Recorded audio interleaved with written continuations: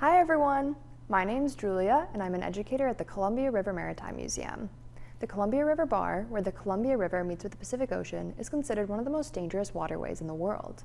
And since 1800, the Graveyard of the Pacific has claimed over 2,000 ships. Each month leading up to the opening of the museum's shipwrecks exhibit, the Education Department will feature one famous shipwreck that fell victim to the Graveyard of the Pacific. This month, we're talking about the USS Shark. The USS Shark was built in Washington, D.C. Navy Yard and was launched on May 17, 1821. She was 198 tons and carried 10 carronades with 18-pounder shot. The Shark was built along with the Dolphin, Porpoise, and Alligator for the purpose of suppressing piracy in the West Indies. She had a long career of doing this, in addition to policing the slave trade off the coast of Africa, and she was assigned to Pacific duty in 1839. The Shark found itself caught in the border disputes that were ongoing between the United States and Britain. President James K. Polk's mantra, 54-40 or fight, was part of his Manifest Destiny plan to take over the Pacific Northwest Territory from the 54 degrees, 40 minutes latitude line. In the middle of these discussions, the Shark was sent to reassure Americans that lived there of an American presence in the area.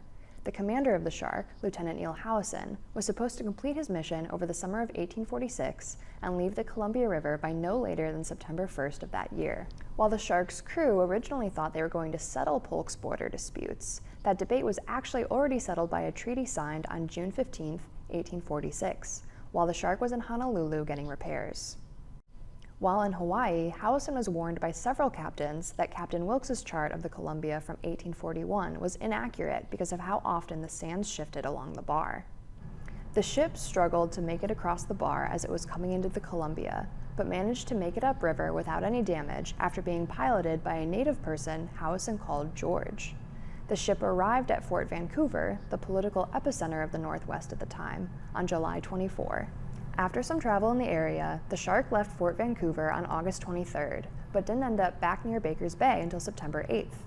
Preparations were made for travel on the 9th, and the Shark wrecked on the Columbia River the next day. The ship cleared Cape Disappointment, but ended up being forced into the South Breakers in only about 4 fathoms of water. As the Shark slipped leeward, Howison ordered the anchor to be let go, but the chains snapped. She moved into 3 fathoms and smashed into a bank. Howison gave the order to abandon ship. A boat was lowered first with 6 members of the crew, the doctor, and the purser carrying the ship's papers, charts, and other valuables. Almost as soon as they got into the water, a giant wave capsized the boat and sent everyone overboard. Although everyone was able to be pulled back aboard the Shark, the ship's records were lost. At dawn, the boats that had made it off the ship returned to collect Lieutenant Howison and the 22 men that had stayed behind with him. Everyone on board managed to survive the incident. While Lieutenant Howison headed back to Fort Vancouver for new supplies, the crew headed downriver to a place called George's Point, where they built a double log house and an encampment that they called Sharksville. They stayed at Sharksville until they found passage to San Francisco aboard the Cadborough in the fall of 1846. In the aftermath of the shipwreck, the Shark's crew memorialized what had happened to them by carving the day of the wreck and the crew's names into a rock that became known as Shark Rock. The rock was eventually covered by sand before it was excavated again in 1926, and this version of Shark Rock was put on display in Niagara Park from 1926 until 1965, before it was moved to its permanent location at the Columbia River Maritime Museum. As the ship broke apart near the mouth of the river, pieces of it floated south along the coast. In October 1846, Indians living near Tillamook Head reported seeing parts of the deck and 3 cannons floating 20 to 30 miles south of Point Adams. A midshipman from the crew managed to find 1 cannon that had been lost near Hug Point and moved it to dry sand. It was almost impossible to move given how much it weighed, and because there were no roads or clearings nearby, he had to leave it behind. A man named James P. Austin heard about the cannons from his first wife's parents and became obsessed with finding them. After divorcing his first wife and marrying his second, Lydia Austin, James bought land near Hug Point and moved to the spot where one of the cannons was supposed to be buried in 1891. When he moved, he established a post office there called Cannon Beach. James actually died in 1894 of tuberculosis without ever finding a cannon, but it was uncovered by a storm in 1898. A mailman named George Luce found the cannon then, and he enlisted the help of John and Mary Garretts, who brought their team of horses from Nehalem to pull the cannon and the capstan of the ship out of the sand. Over 100 years later, 14-year-old Miranda Patrone found the second of the 3 missing cannons when she was walking on the beach with her dad in 2008.